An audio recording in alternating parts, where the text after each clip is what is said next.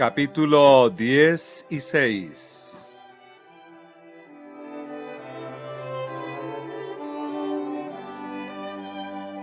Esta es la última noche dedicada a nuestro estudio bíblico, y me parece ser oportuno hacer un breve repaso de las verdades que hemos venido considerando.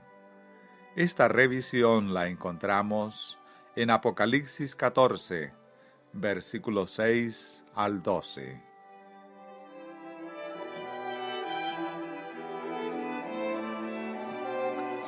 Vi volar por medio del cielo a otro ángel que tenía el Evangelio eterno para predicarlo a los moradores de la tierra, a toda nación, tribu, lengua y pueblo, diciendo en gran voz: Temed a Dios y dadle gloria, porque la hora de su juicio ha llegado, y adorad a aquel que hizo el cielo y la tierra, el mar y las fuentes de las aguas. Otro ángel le siguió diciendo: Ha caído Babilonia, la gran ciudad, porque ha hecho beber a todas las naciones del vino del furor de su fornicación. Y el tercer ángel lo siguió, diciendo a gran voz: Si alguno adora a la bestia y a su imagen, y recibe la marca en su frente o en su mano, él también beberá del vino de la ira de Dios, que ha sido vaciado puro en el cáliz de su ira, y será atormentado con fuego y azufre delante de los santos ángeles y del Cordero. Y el humo de su tormento sube por los siglos de los siglos. Y no tienen reposo ni de día ni de noche los que adoran a la bestia y a su imagen, ni nadie que reciba la marca de su nombre. Aquí está la paciencia de los santos, los que guardan los mandamientos de Dios y la fe de Jesús.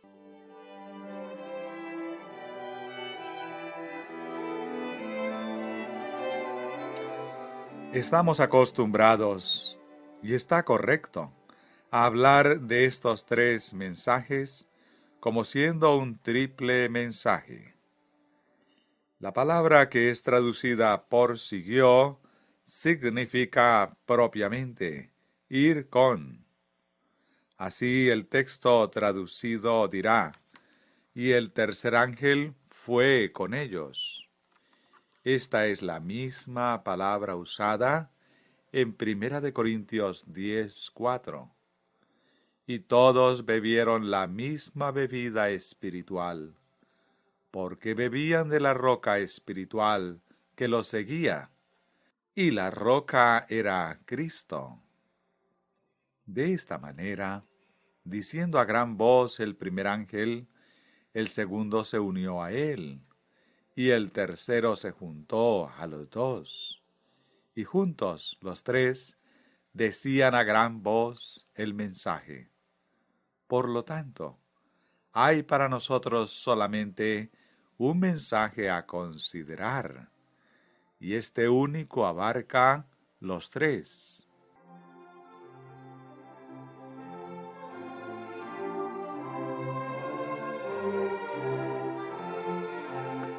El mensaje prepara un pueblo que está descrito en el versículo 12.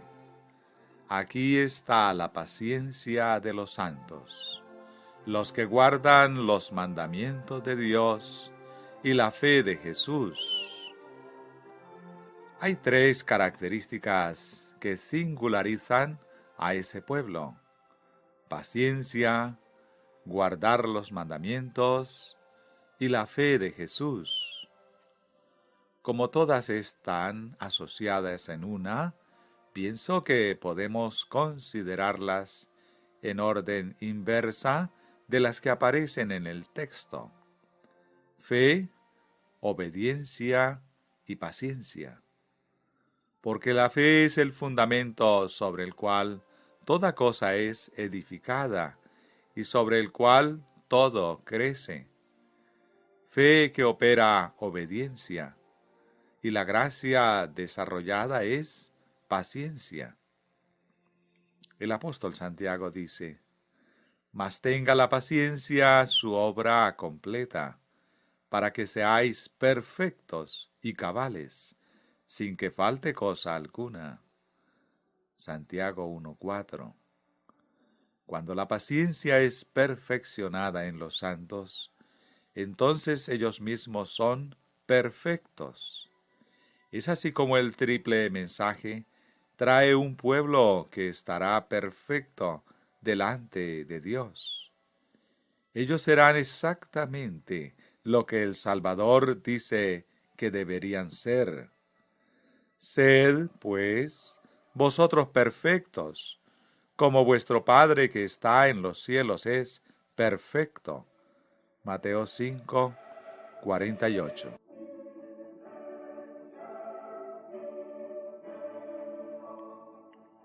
Tal vez estén presentes aquí en esta reunión algunas personas que no constataron que las lecciones que hemos estado estudiando las últimas noches sobre el libro de Romanos no han sido otra cosa sino el triple mensaje angélico. En esta noche deseo mostrar que el tercer mensaje angélico está enteramente reunido en la predicación del apóstol Pablo, como está descrito en 1 Corintios 2:2. Pues me propuse no saber entre vosotros cosa alguna, sino a Jesucristo y a éste crucificado. Eso fue todo lo que Pablo predicó, y eso que él predicó era poderoso. Él dice: así que, hermanos, cuando fui a vosotros para anunciaros el testimonio de Dios, no fui con excelencia de palabras o de sabiduría, y ni mi palabra y ni mi predicación fue con palabras persuasivas de humana sabiduría, sino con demostración del Espíritu y de poder. 1 capítulo 2, versículo 1 y el 4.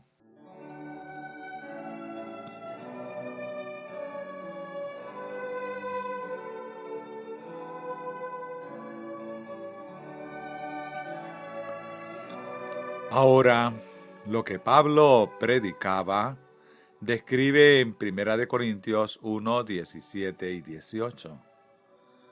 Pues no me envió Cristo a bautizar, sino a predicar el Evangelio, no con sabiduría de palabras, para que no se haga vana la cruz de Cristo. Porque la palabra de la cruz es locura a los que se pierden, pero a los que se salvan, esto es, a nosotros, es poder de Dios. Cristo lo envió para predicar el Evangelio, y Él lo hizo, no con sabiduría de las palabras humanas, para que su predicación no fuese nula. Él dice: para que no se haga vana la cruz de Cristo. Entonces, cuando Pablo predicaba entre los corintios, él predicaba a Cristo y a este crucificado. Y este era el Evangelio. Ese Evangelio, la cruz de Cristo, es el poder de Dios para salvación a todo el que cree.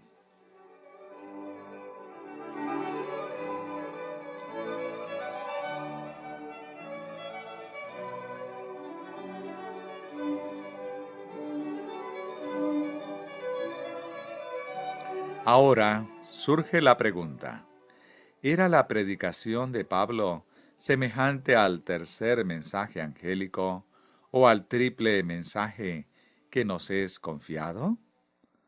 ¿Su predicación era diferente de la nuestra? Si la nuestra es diferente, ¿estamos predicando lo que deberíamos predicar? En otras palabras, nuestra predicación deberá incluir algo más de lo que abarcaba la del apóstol Pablo. Si esto es así, entonces, sea lo que fuere, lo mejor sería libertarnos de esto como podamos. Veamos por qué.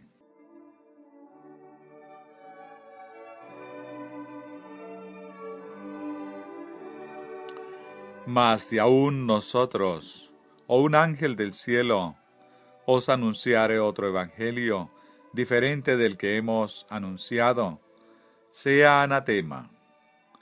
Esta es una vigorosa verdad, pero él la repite y enfatiza.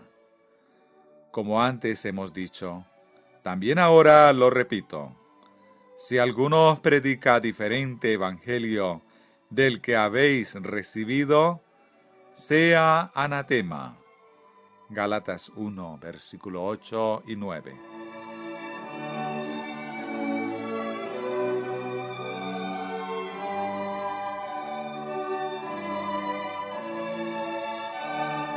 Estas palabras no son en vano, porque hubo hombres que predicaron otro evangelio u otras cosas por evangelio. Y más que esto, hubo ángeles que predicaron otros evangelios y otras cosas en vez de evangelio. Nosotros también veremos esos ángeles caídos aproximarse a nosotros, predicando eso que ellos llaman de evangelio, el cual tendrá poder en sí y irá acompañado de luz. Pero las cosas que ellos nos digan, las debemos considerar falsas, y al que las predica, anatema, porque será en sus pormenores diferente de aquel que el apóstol Pablo predicó.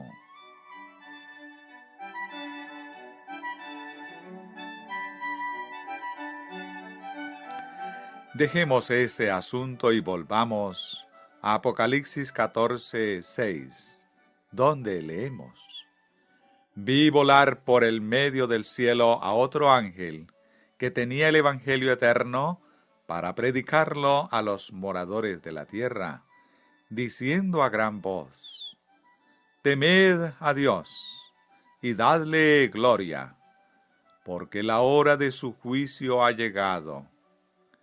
Esta es una obra que prepara a los hombres para el juicio final y, consecuentemente, una obra que lleva todo para la perfección de los hombres, como vimos en el versículo 12.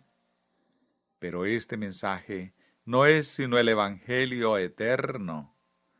El segundo ángel se unió con el primero, y el tercero acompañó a los dos. Y todos los tres juntos dieron un clamor.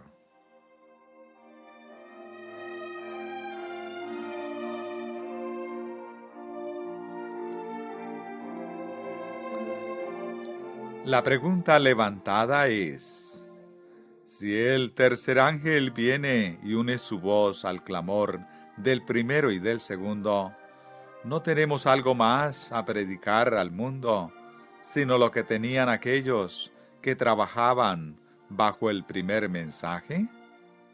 Con toda certeza, no tenemos algo más a predicar, sino el Evangelio eterno. El segundo ángel denuncia un acontecimiento, que Babilonia ha caído por causa de su apostasía del Evangelio. Notad, el segundo ángel no tiene nueva verdad a proclamar, solamente anuncia un hecho, algo que aconteció. El tercer ángel solamente manifiesta el castigo que recibirán los hombres que proceden contrariamente con la verdad anunciada por el primer ángel. Pero el primer ángel permanece proclamando, y los tres van juntos. Y como los tres continúan juntos proclamando, y el primero está proclamando el Evangelio eterno, que ha de preparar hombres para estar irreprensibles delante de Dios, y el tercer ángel sigue proclamando la punición que ellos recibieran si no aceptan el Evangelio eterno. Conclúyese necesariamente que todo el triple mensaje angélico es el Evangelio eterno.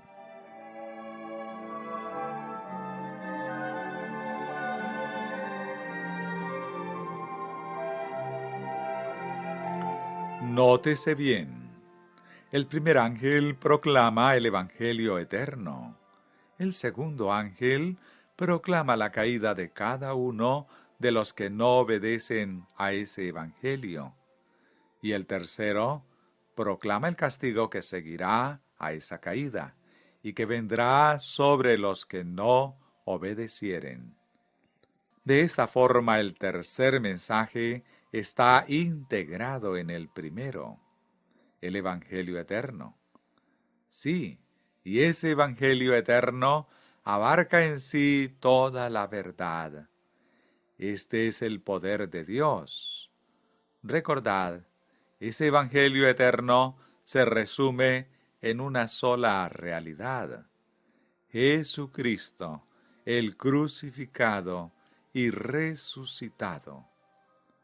No tenemos otra cosa que proclamar en este mundo a los hombres, sea como predicadores, como obreros bíblicos, como colportores, o simplemente laicos que en su humilde esfera de su propio hogar dejen brillar su luz.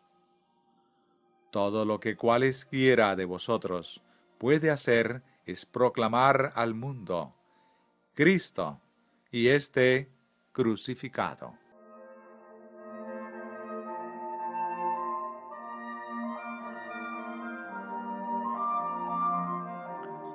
Dice alguien: esto significa tomar una posición extremista. Vamos a echar fuera todas las doctrinas que predicamos: el estado de los muertos, el sábado, la ley de Dios, el castigo de los impíos. ¿Echar fuera? No, de manera ninguna. Prediquen en tiempo oportuno e inoportuno.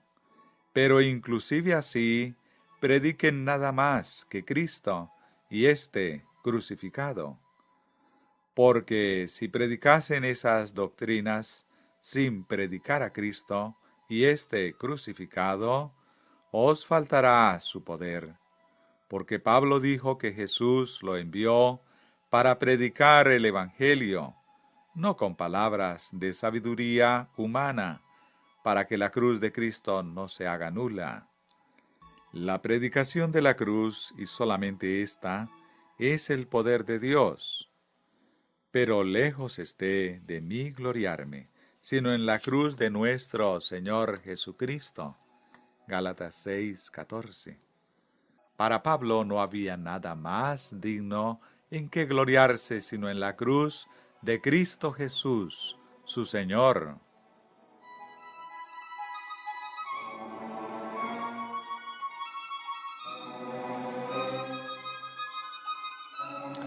Ahora, consideremos un poco los diferentes puntos de doctrina que predicamos, para ver cómo podemos proclamarlos y que al mismo tiempo prediquemos solamente a Cristo y a este crucificado.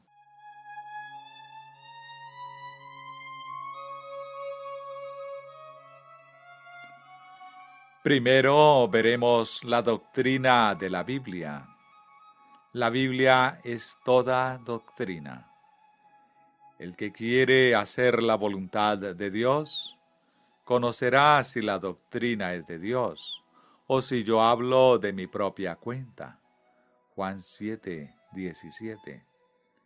La palabra doctrina significa enseñanza. A veces tenemos miedo de la palabra doctrina. Hablamos de sermones doctrinales y prácticos, pero doctrina significa enseñanza. Y si algún hombre hace la voluntad de Dios, él conocerá la enseñanza. Pero la enseñanza debe ser práctica, o entonces es inútil. Entonces, hermanos, la enseñanza de la Biblia es toda práctica.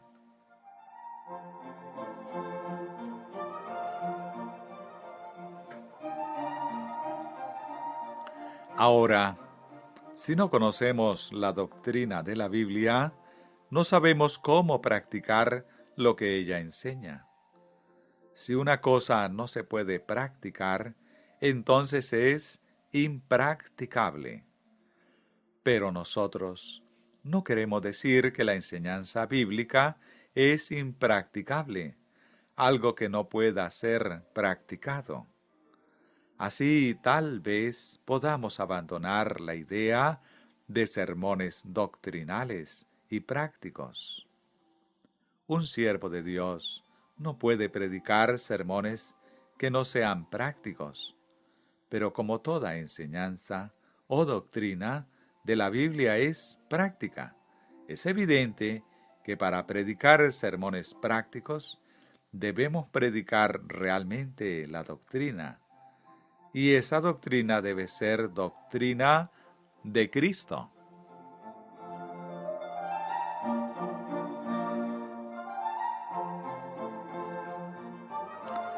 Ahora, los puntos específicos de la doctrina de Cristo, queremos primeramente considerar la ley. Yo tengo solamente que llamar vuestra atención al importante hecho que Cristo está en la ley y la ley está en Cristo, y que no se los puede separar el uno del otro, para probar que los dos van juntos, y que la predicación de la ley sin Cristo no tendrá poder o ni ejercerá cualquier efecto en los corazones de los hombres. Nuestro estudio del libro de Romanos ha traído esto claramente a nuestro entendimiento. Nosotros no anulamos la ley por la fe, pero es solamente por la fe en Cristo que establecemos la ley en nuestros corazones.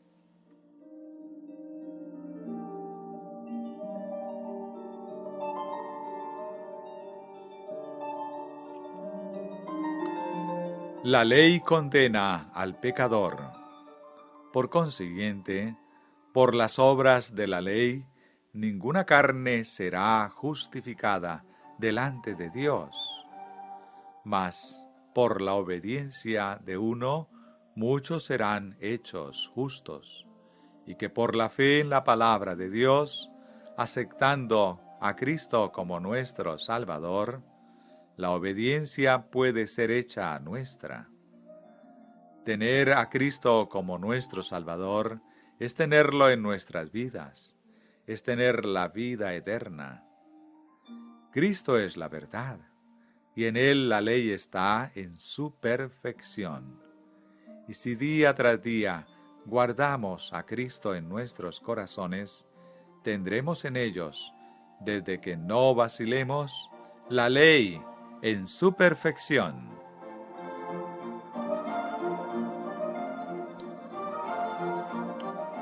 Si tenemos a Cristo, Él es nuestra salvación, pero debemos tenerlo cada momento de nuestras vidas.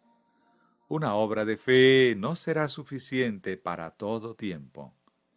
El justo por la fe vivirá, pero podemos vivir solamente un momento por vez. Y como la fe es nuestra salvación, es evidente que somos salvos momento por momento. No hay poder en la ley separada de Cristo, y la predicación de la ley sin Cristo en ella es simplemente predicar condenación a los hombres y no esperanza. Pero Cristo envió hombres como sus embajadores para proclamar libertad a los cautivos, a decirles que son prisioneros de esperanza. Entonces, estamos proclamando la predicación de Cristo, llevando su comisión, si predicamos la ley que sin Cristo solamente condena? No, nosotros debemos predicar esperanza, aunque la ley sea presentada al pecador con todos los horrores del Sinaí. Su mente debe ser dirigida no sólo a la ley, sino al que dio la ley, al que en sí mismo tiene tanto gracia como verdad. Verdad y gracia están en su mano, y cuando esta verdad trae condenación a los hombres, la gracia, ofrecida por la misma mano, convierte del pecado.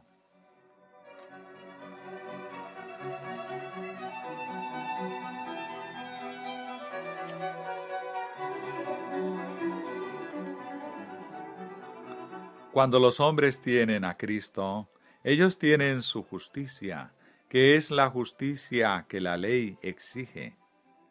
Pero la justicia de Cristo incluye todo en sí, porque Él dijo: mas buscad primeramente el reino de Dios y su justicia, y todas estas cosas os serán añadidas. Mateo 6:33. Esta es la única cosa necesaria, y si la tenemos, tenemos todo el Evangelio, porque este es Cristo y su justicia, y Él es nuestra justicia, nuestra salvación y nuestra vida, aquí y en la eternidad.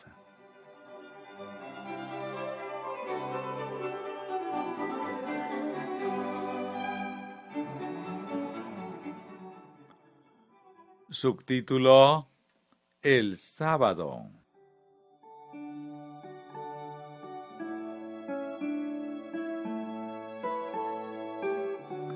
La verdad especial que debe ser predicada en estos últimos días es el sábado. No podemos creerlo o predicarlo demasiado fuerte. He aquí la gran brecha realizada en la ley de Dios. Nunca os detuvisteis para considerar por qué es que Satanás concentró todas sus fuerzas contra el cuarto mandamiento. La raíz de todo esto se encuentra en Hebreos 1:10. Hablando al Hijo, Dios el Padre dice: y tú, oh Señor, en el principio fundaste la tierra, y los cielos son obra de tus manos.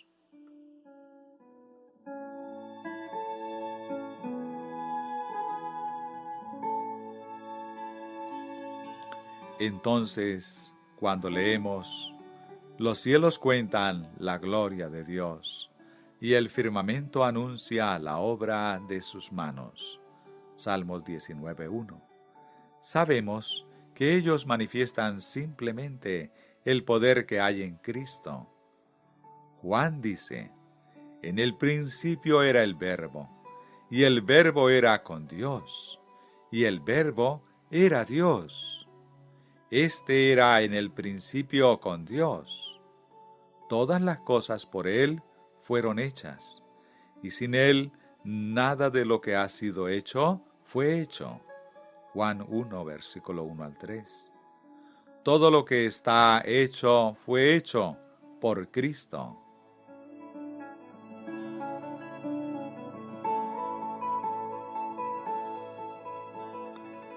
En el Salmo 111, versículo 2 al 4, leo: grandes son las obras de Jehová, buscadas de todos los que las quieren. Gloria y hermosura es su obra, y su justicia permanece para siempre. Ha hecho memorables sus maravillas. Clemente y misericordioso es Jehová.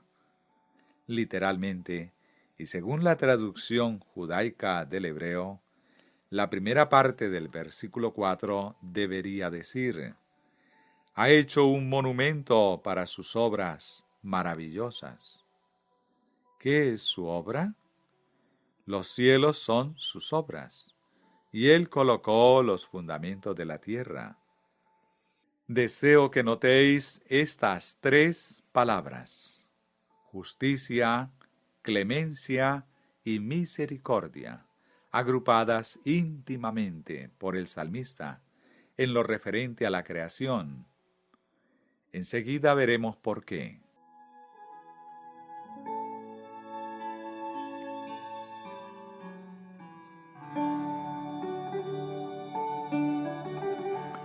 ¿Cuál es el memorial de Dios? Fueron pues acabados los cielos y la tierra y todo el ejército de ellos. Y acabó Dios en el día séptimo la obra que hizo, y reposó el día séptimo de toda la obra que hizo. Y bendijo Dios al día séptimo, y lo santificó, porque en él reposó de toda la obra que había hecho en la creación. Génesis 2, versículo 1 al 3. ¿Qué es entonces ese memorial? El séptimo día, que es el sábado. Este es el día de la coronación de la semana, recuerdo de la creación concluida, la creación en que el poder de la palabra de Dios fue manifestado, porque Él habló y fue hecho, mandó y todo apareció. Si vosotros queréis guardar la palabra de Dios y el poder de la palabra de Dios en vuestro entendimiento, parece que no erraríais al ver por qué David agrupa misericordia, clemencia y justicia, las tres juntas, en relación con las obras de las manos de Dios.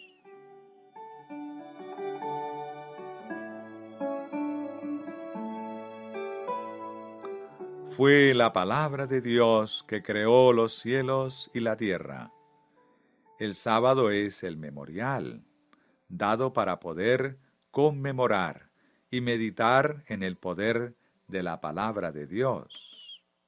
En Ezequiel 20:20, Dios dice que el sábado debe ser por señal entre mí y vosotros, para que sepáis que yo soy Jehová, vuestro Dios. Notad bien, esto es para ser por señal. Así que podemos saber que el Dios del cristiano es nuestro Dios.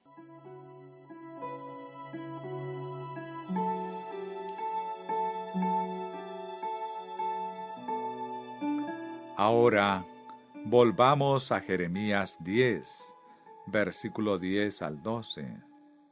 Mas Jehová es el Dios verdadero. Él es Dios vivo y Rey eterno. Les diréis así: los dioses que no hicieron los cielos ni la tierra, desaparezcan de la tierra y de debajo de los cielos. El que hizo la tierra con su poder, el que puso en orden el mundo con su saber y extendió los cielos con su sabiduría. Volvamos al Salmo 96, 5. Y allí leemos: porque todos los dioses de los pueblos son ídolos, pero Jehová hizo los cielos.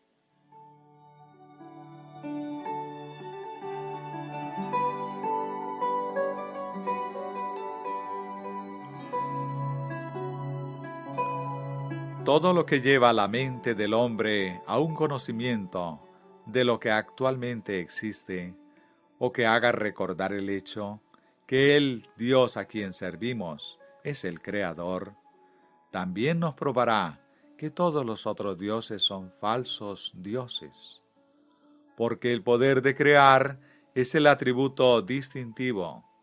Esta es la única prerrogativa del Dios del cielo. Él puede crear. y todo lo que de sí pretenda ser digno de adoración, demuestra una pretensión falsa, porque no puede crear.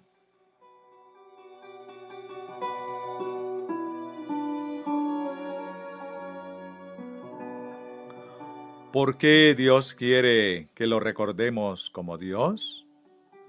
¿Qué particularidad Dios quiere que tengamos en mente cuando pensamos en Él como Dios? La respuesta a estas preguntas las encontramos en Hebreos 11, versículo 6.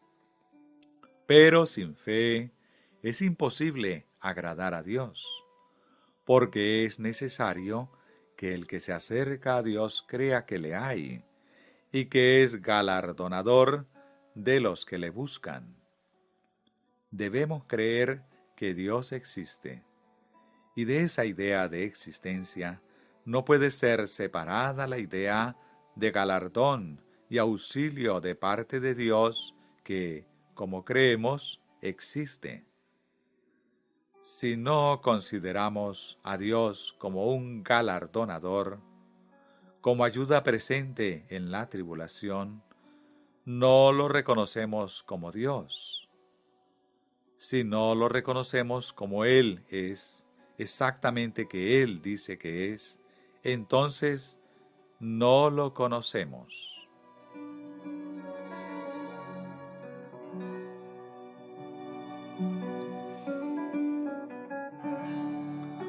Como el sábado es el memorial de la maravillosa obra de la creación de Dios, y dado para que podamos reconocer que Él es Dios, por tanto el sábado es dado para que podamos reconocer a Dios como un galardonador, porque Él es nada menos que un galardonador de aquellos que diligentemente lo buscan. Esto es concluyentemente probado en Ezequiel 20, versículo 12. Y les di también mis días de reposo, para que fuesen por señal entre mí y ellos, para que supiesen que yo soy Jehová, que los santifico. Entonces, el propósito que Dios tuvo al dar el sábado al hombre fue para que él pueda conocer que el Dios que lo dio es un Dios que lo santifica.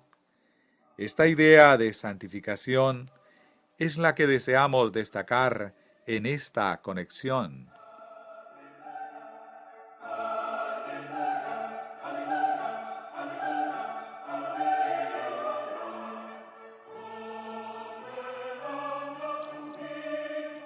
Puede ser alegado que el sábado fue dado antes de la caída del hombre, de manera que en el tiempo en que fue dado él, ya era santificado y por tanto no necesita de Cristo para salvarlo del pecado. Adán fue colocado en el paraíso por Jehová. Él vivió en una pureza sin mácula, pero él podía conservar esa pureza solamente por su fe en Dios. Fue el poder de Dios que lo guardó. Adán no vivía en sí mismo. Sí, él lo hizo finalmente, y él cayó. Pero mientras fue guardado de caer, fue por el poder de Dios y de la palabra de Dios. Entonces, él necesitaba del poder de Dios para que lo guarde de caer, como él dice después. Cuando él cayó, y para salvarle de los pecados que fueron cometidos, y que lo guarde de cometer otros más. Nosotros cometemos el mismo error cuando miramos para después del tiempo de gracia. Pensamos que por no haber un mediador en esa altura, permaneceremos con nuestras propias fuerzas. Vendrá un tiempo en que no habrá un mediador, mas los que en aquel tiempo permanecieren no se sostendrán por sus propias fuerzas, mas en el poder de Cristo que os guardará en aquel tiempo, porque estaremos sin pecado. No necesitaremos de un mediador, pero necesitaremos de un Salvador cada momento. Cristo es aquel, el cual también os confirmará hasta el fin, para que seáis irreprensibles en el día de nuestro Señor Jesucristo. Primera de Corintios 1:8.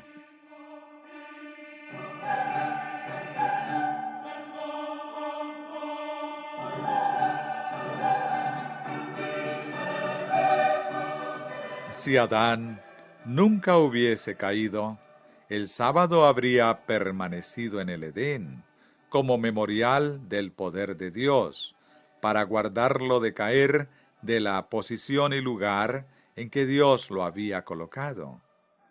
Esta es exactamente la razón por la cual tenemos el sábado. Es para probarnos que Dios es nuestra santificación, y que Él coloca su justicia en nosotros, y sobre nosotros, por la misma palabra por la cual Él hizo el cielo y la tierra. Entonces, el sábado existe con el propósito que podamos meditar sobre el poder de Dios y de recordar que el mismo poder que hizo la tierra es el poder que nos guarda del pecado y nos lleva a la salvación preparada que se revelará en estos últimos días.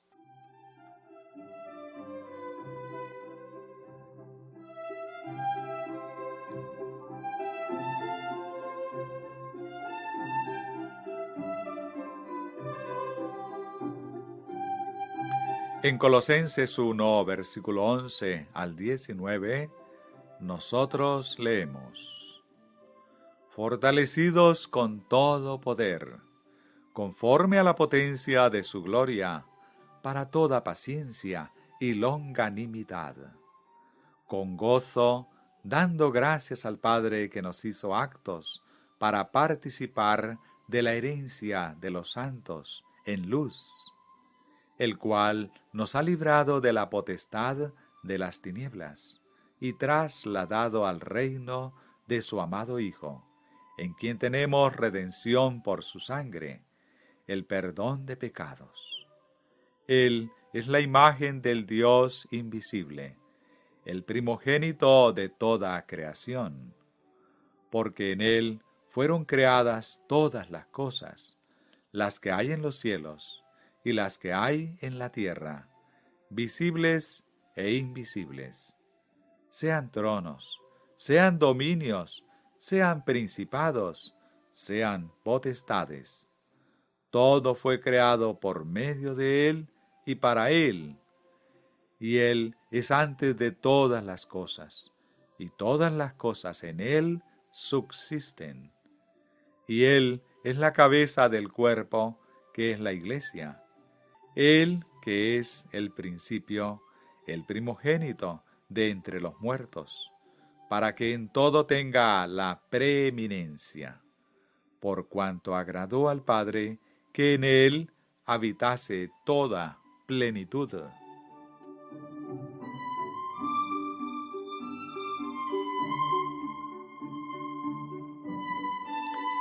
El apóstol presenta a Cristo como aquel por quien tenemos redención. ¿Por qué? Porque por Él fueron creadas todas las cosas. Este pensamiento esclarece la objeción tantas veces levantada en conexión con el sábado, que redención es mayor que creación, porque redención es creación y nada más que eso. Es el mismo poder y la misma cosa. Por la palabra del Señor fueron hechos los cielos, y por la palabra del Señor nos es declarada justicia. Llamar a este universo a la existencia era una obra de creación, y llamar justicia para dentro del corazón de un hombre que tiene una mente corrupta es también una obra de creación. Cristo nos es presentado como el Creador para que podamos conocer su poder salvador. Y es por medio de su palabra que Cristo nos es presentado.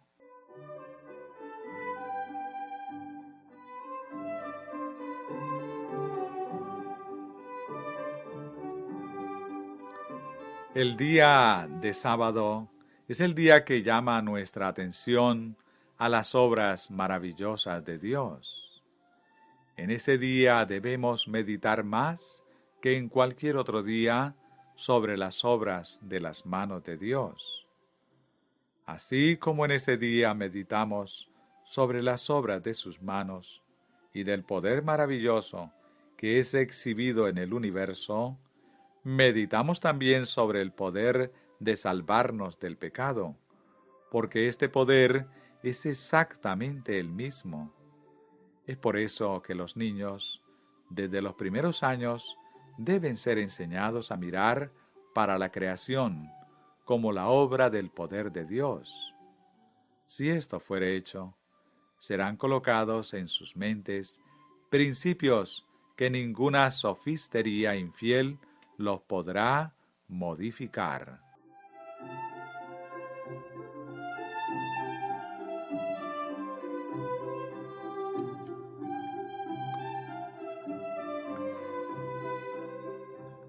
En el capítulo 11 de Hebreos, Pablo muestra el poder de la fe que obra justicia. Vemos que el pensamiento inicial es: por la fe entendemos haber sido constituido el universo por la palabra de Dios, de modo que lo que se ve fue hecho de lo que no se veía. Por lo tanto, al dirigir la mente de los jóvenes al poder de Dios en la creación del universo, ellos entenderán por la fe y sus mentes aceptarán el pensamiento que aquel que hizo todo lo que pueden ver es el galardonador de aquellos que diligentemente lo buscan.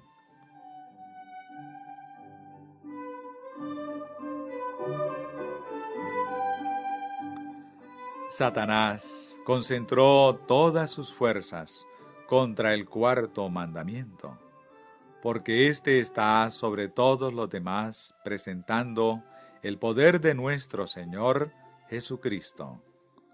Satanás es el anticristo y no hace nada más en el mundo sino aquello que es dirigido contra Cristo. Esta es la razón por la cual Él ha oscurecido el cuarto mandamiento, para que puedan desviar la atención de los hombres de Dios en Cristo como Creador.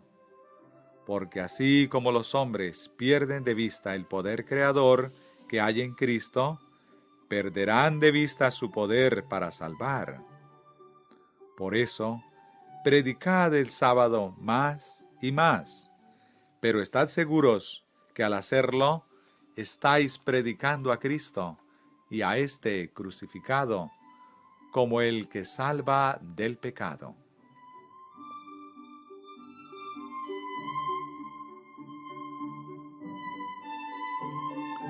Si retrajeres del día de reposo tu pie, de hacer tu voluntad en mi día santo, y lo llamares delicia, santo, glorioso de Jehová, y lo venerares, no andando en tus propios caminos, ni buscando tu voluntad, ni hablando tus propias palabras, entonces te deleitarás en Jehová, y yo te haré subir sobre las alturas de la tierra, y te daré a comer la heredad de Jacob tu padre, porque la boca de Jehová lo ha hablado. Isaías 58, versículo 13 y 14. Entonces, la perfecta guarda del sábado, como Dios desea que se lo guarde, es el deleitarse en el Señor. Pero esto no podemos hacer si no conocemos a Cristo, y lo hacemos nuestro deleite.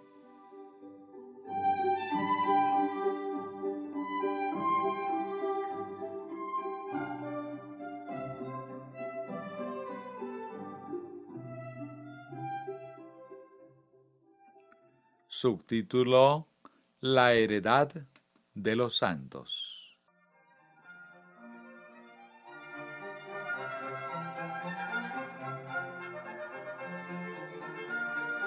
Ahora, consideremos la heredad de los santos, para ver si en ella podemos predicar a Cristo y éste crucificado. Fue una heredad prometida a Abraham y a su descendencia. Fue prometida a él y a su descendencia que ellos habían de ser herederos del mundo.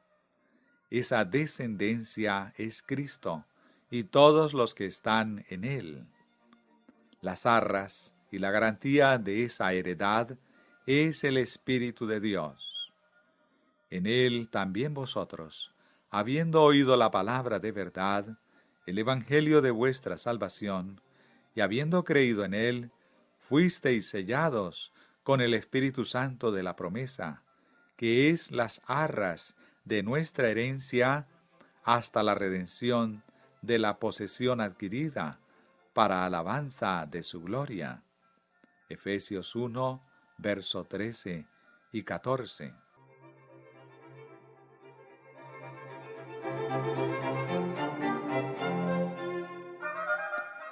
El Espíritu de Dios es la señal, la paga adelantada de nuestra herencia.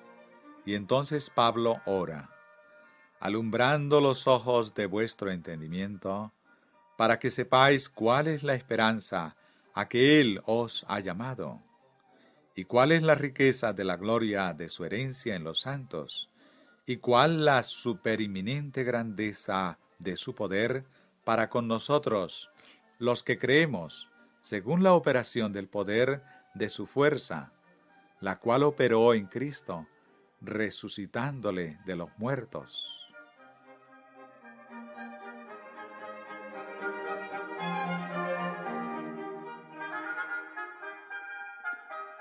Todo el Evangelio se refiere a la herencia de los santos. Esa heredad es alcanzada, no por la ley, mas a través de la fe en Jesucristo. Si somos de Cristo, entonces somos herederos conforme a la promesa. ¿Para qué sirve la predicación de la herencia de los santos, si en ella no predicamos a Cristo, como aquel mediante quien esa herencia es alcanzada? Él es el único en quien hemos alcanzado una heredad. La promesa a Abraham fue que en él serían benditas todas las naciones de la tierra. Haciendo esa promesa a Abraham, dice Pablo que Dios le predicó el Evangelio. Ver Gálatas 3, 8.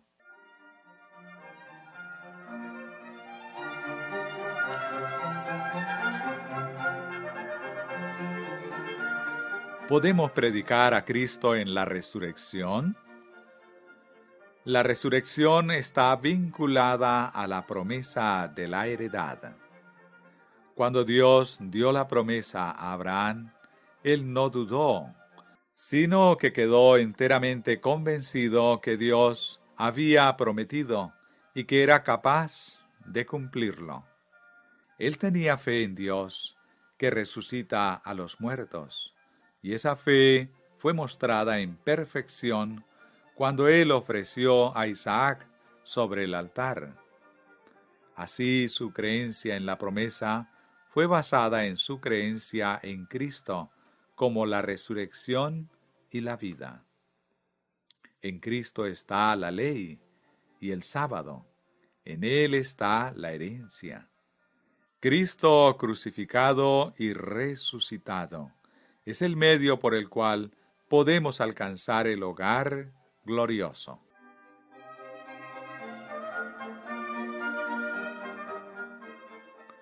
Subtítulo: Inmortalidad del alma.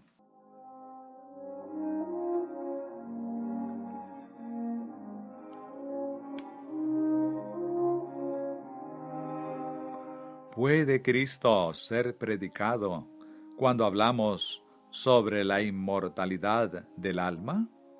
Sí, porque esto nada es sino la vida a través de Cristo. Mediante Cristo tenemos vida, y no hay otro camino por el cual podamos alcanzarla.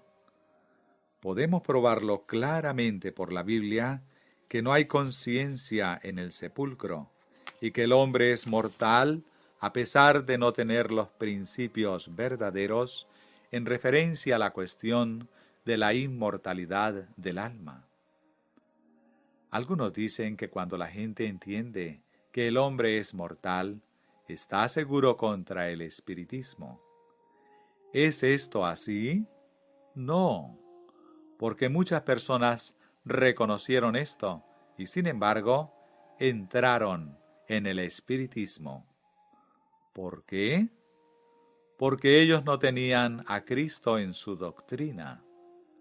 Aquel que tiene al Hijo tiene vida, y el que no tiene al Hijo no tiene la vida. Cristo compró la vida para el hombre, y nosotros podemos tener esa vida creyendo en su palabra. Sin Cristo no hay vida, y sin Él no podemos tener vida.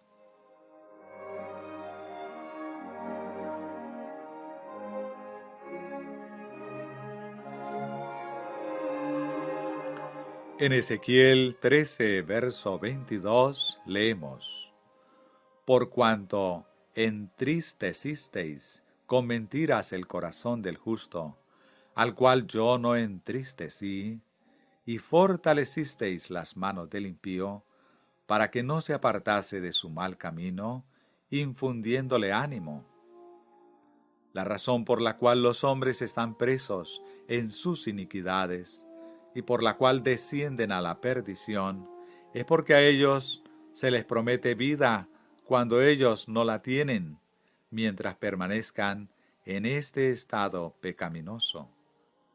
Tinieblas están cubriendo la tierra y obscuridad los hijos de los hombres. Y será como fue antes del diluvio, cuando todos los pensamientos de los hombres eran continuamente malos. Esto es porque ellos creen que tendrán vida sin Cristo.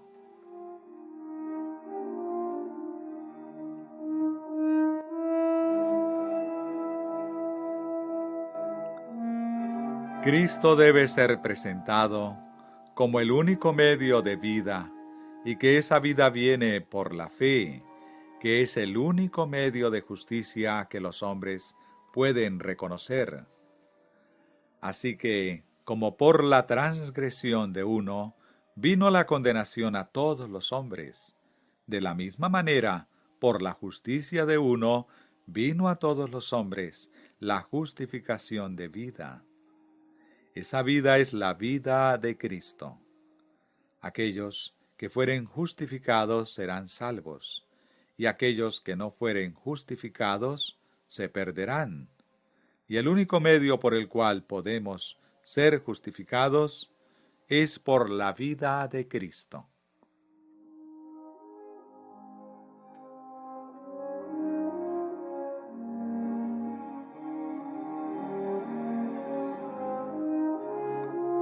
Por eso predicamos justificación a través de Cristo, vida en Él y muerte sin Él.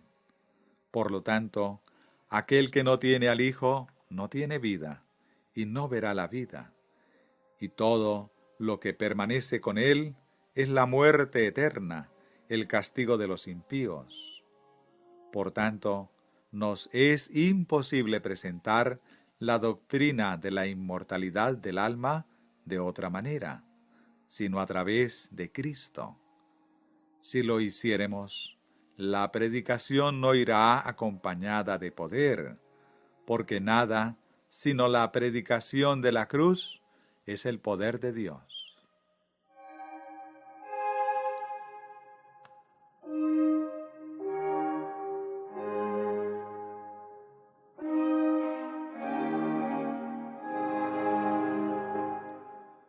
Subtítulo: El espiritismo.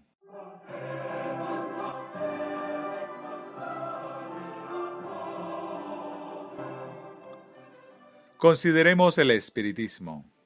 Es verdad que un hombre puede creer que los hombres son mortales y que ellos no van al cielo en el momento de morir. Pero si no conoce ese poder, él no está seguro contra el espiritismo. Si él no conoce el poder de la vida de Cristo, no hay nada que lo pueda guardar contra las artimañas de esta terrible desilusión. Pero si él conoce la debilidad del hombre, y que éste no tiene vida en sí mismo, y que hay vida en Cristo, y que la fe hace que esa vida sea su propiedad, entonces él tiene una salvaguardia.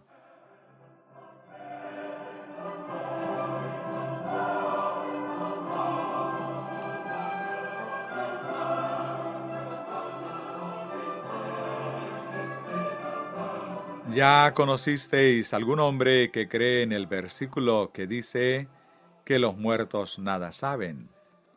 ¿Ingresar al espiritismo?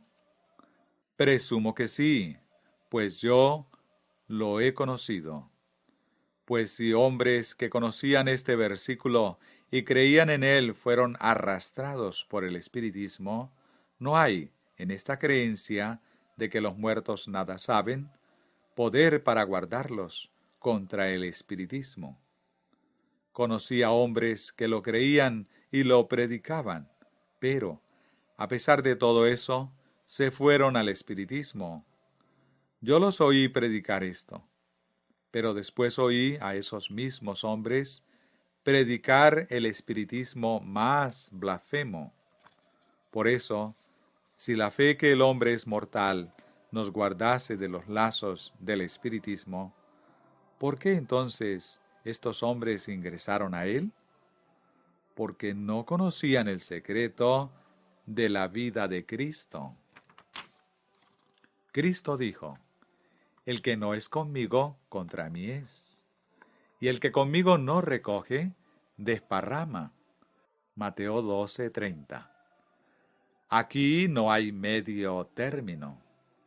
Hay Cristo o Satanás. O es Cristo o es el anticristo. Todo lo que no fuere para Cristo, ¿qué es? Contra Cristo. ¿Cuál es el significado de la palabra anticristo? Contra Cristo. Por consiguiente, aquel que no es para Cristo es anticristo o es maniobrado por el espíritu del anticristo. Si alguno no tiene el espíritu de Cristo, no es de él. Romanos 8:9.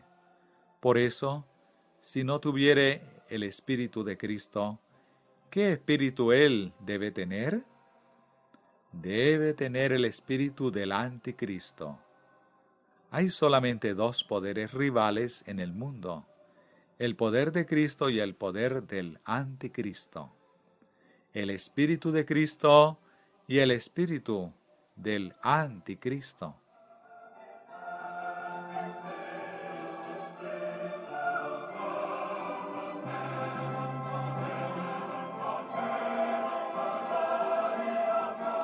Y él os dio vida a vosotros, cuando estabais muertos en vuestros delitos y pecados, en los cuales anduvisteis en otro tiempo, siguiendo la corriente de este mundo, conforme al príncipe de la potestad del aire, el espíritu que ahora opera en los hijos de la desobediencia.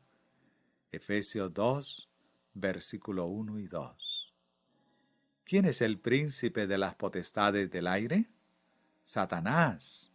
Entonces, es el espíritu de Satanás que opera en los hijos de la desobediencia.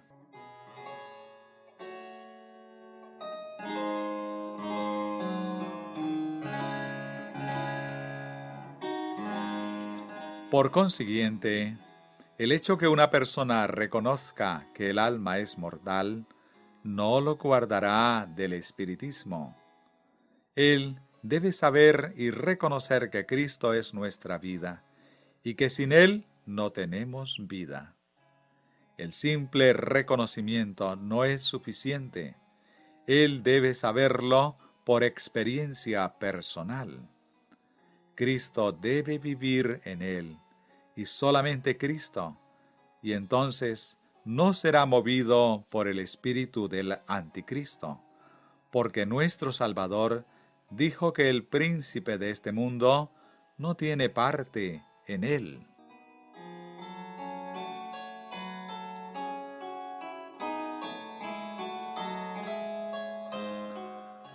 ¿Cuál es el secreto del espiritismo? Separación de Cristo. Todo hombre que, a pesar de creer en el sábado, en la segunda venida de Cristo, en la mortalidad del alma, no importa si cree en todo, no recibe a Cristo en su propio corazón. Más tarde o más temprano, este hombre estará absorbido por la gran seducción de Satanás. Es a los que no reciben el amor de la verdad que Dios enviará desilusiones fuertes para que crean en la mentira, para que sean condenados, porque no creyeron en la verdad, sino que tuvieron placer en la iniquidad. Entonces, es posible que yo reconozca todos los diferentes puntos de la verdad presente, abarcados en el tercer mensaje angélico. Pero mientras existe injusticia en mi corazón, tendré la simiente del espiritismo. Toda injusticia es obra del anticristo. Existiendo injusticia, existe aquello mediante lo cual Satanás me puede engañar. Es el engaño de iniquidad. No es el engaño de la ignorancia, sino el engaño de la iniquidad.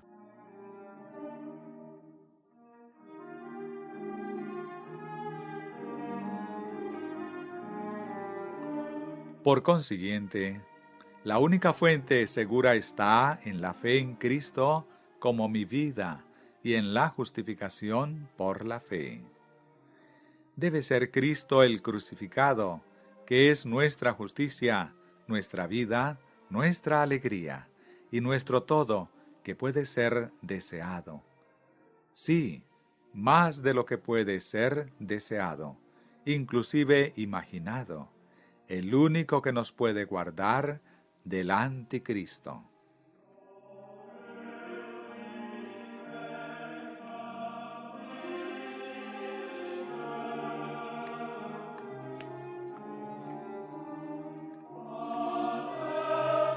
Amados, no creáis a todo espíritu, sino probad los espíritus si son de Dios, porque muchos falsos profetas han salido por el mundo. En esto conoced el Espíritu de Dios. Todo espíritu que confiesa que Jesucristo ha venido en carne es de Dios. Primera de Juan 4, versículo 1 y 2.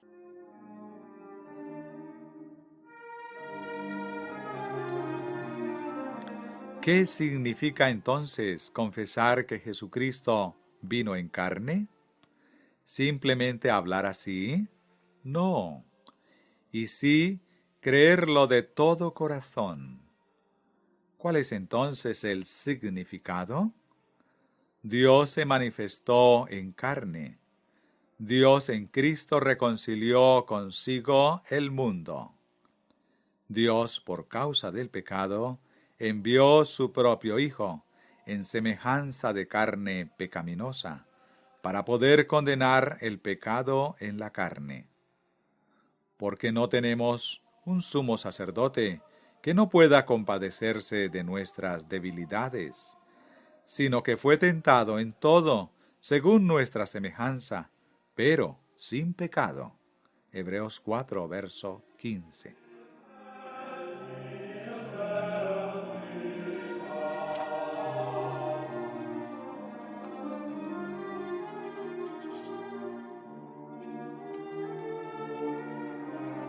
Hermanos, reconocer que Cristo vino en carne significa que debemos tomar a Cristo como era en la carne y para todo lo que en la carne vino a hacer. Él vino en la carne para que pueda ser cumplida la justicia de la ley en nosotros, para que podamos tener su justicia y su vida eterna.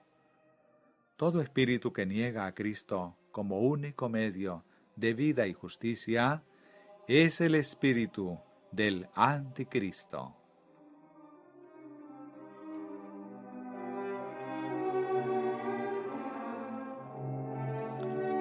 Examinemos entonces nuestra posición y veremos dónde nos encontramos. Es el Espíritu de Cristo que actúa en nosotros cuando decimos que podríamos vencer en el caso en que Cristo nos diese una pequeña ayuda.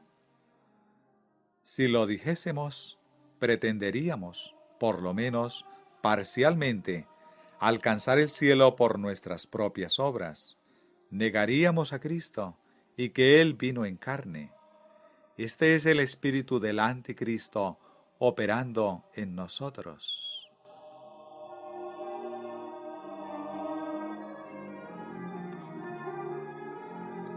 En el papismo reconocemos una forma del anticristo. El secreto de alcanzar la vida, como el papismo enseña, no es Cristo y su vida, sino penitencia, el monasterio y la Virgen María.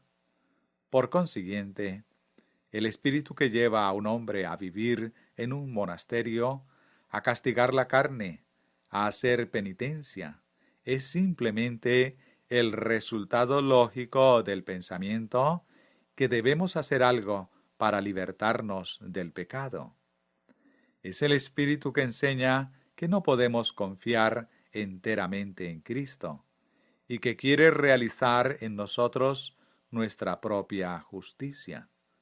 Por eso, todo lo que no estuviere completamente sujeto a Cristo está siendo guiado por el espíritu del anticristo.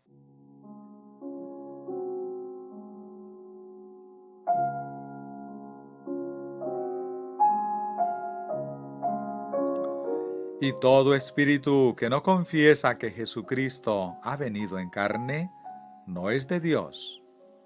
Y este es el espíritu del anticristo, el cual vosotros habéis oído que viene y que ahora ya está en el mundo. Hijitos, vosotros sois de Dios y los habéis vencido, porque mayor es el que está en vosotros que el que está en el mundo. Primera de Juan 4, versículo 3 y 4. Vencemos el anticristo solamente con Cristo en nosotros. Cristo es el primero y el último, para todo y siempre. Cristo en la ley y la ley en Cristo. Cristo en el sábado como el Señor del sábado, porque Él lo hizo, y porque el sábado muestra el poder de la palabra de Cristo, por lo cual fueron hechos los cielos, y por lo cual ellos son mantenidos.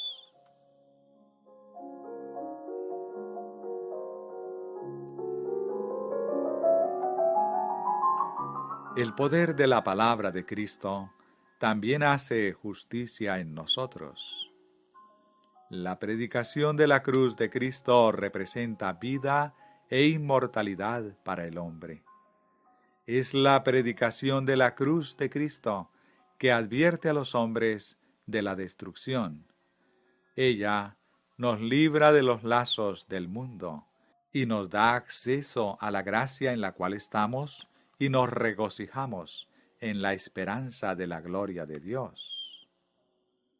La predicación de la cruz de Cristo nos hace conocer todo lo que Cristo desea que sepamos. Ella nos presenta la gloria de la heredad de los santos y nos advierte de los peligros de los últimos días.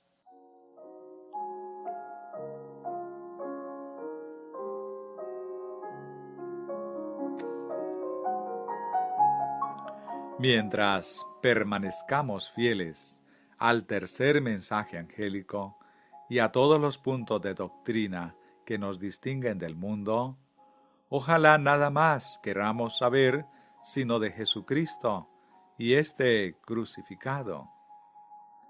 Es el poder de Dios para salvación. Es el Evangelio eterno que preparará hombres para el juicio final, que incluso ahora está en preparación. El primer ángel declaró: «Temed a Dios y dadle gloria, porque la hora de su juicio ha llegado». Cuanto más ahora deberíamos proclamar este mensaje. El Evangelio eterno ahora, teniendo presente que ese juicio no solamente ya comenzó, sino que ya está para terminarse.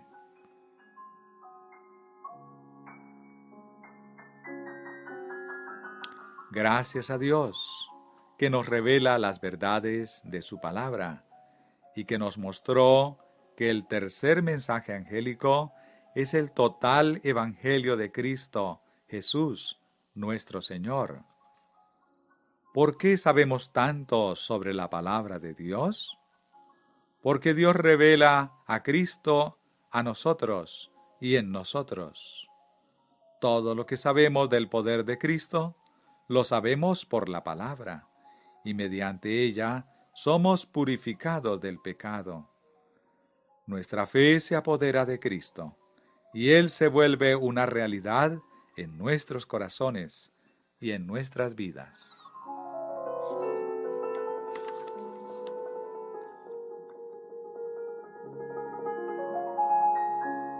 Si tuviéramos sólida convicción que Cristo mora en nosotros, podemos salir poderosamente a trabajar en favor de otros, uniendo nuestras voces a la de los ángeles en el cielo. Y entonces el mensaje irá en un fuerte pregón. La razón por la cual el mensaje no ha resonado en un fuerte pregón es porque no lo hemos aceptado en toda su plenitud. En el pasado muchos de nosotros no tenían este núcleo del mensaje que significa Cristo en todo.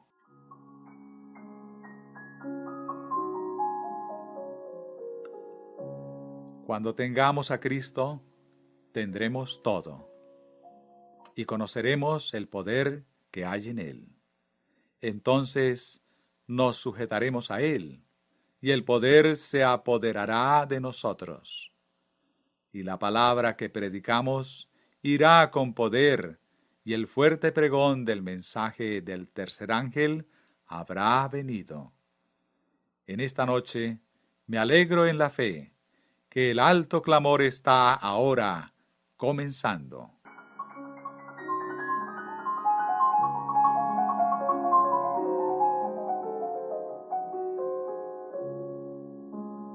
En breve, cuando Cristo venga, todo estará concluido. Entonces veremos a aquel que no habiéndolo visto, lo amamos, en el cual, a pesar de no verlo ahora, creemos y nos alegramos con júbilo inexplicable y llenos de gloria. En ese día feliz seremos como Él, porque lo veremos tal como Él es.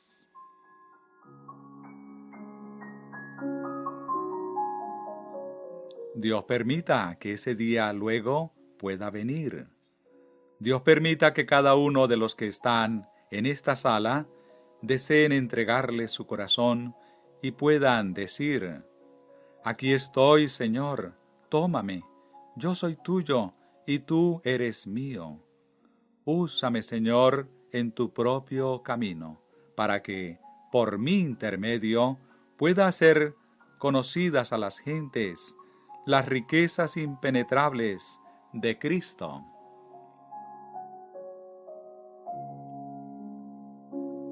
Amén.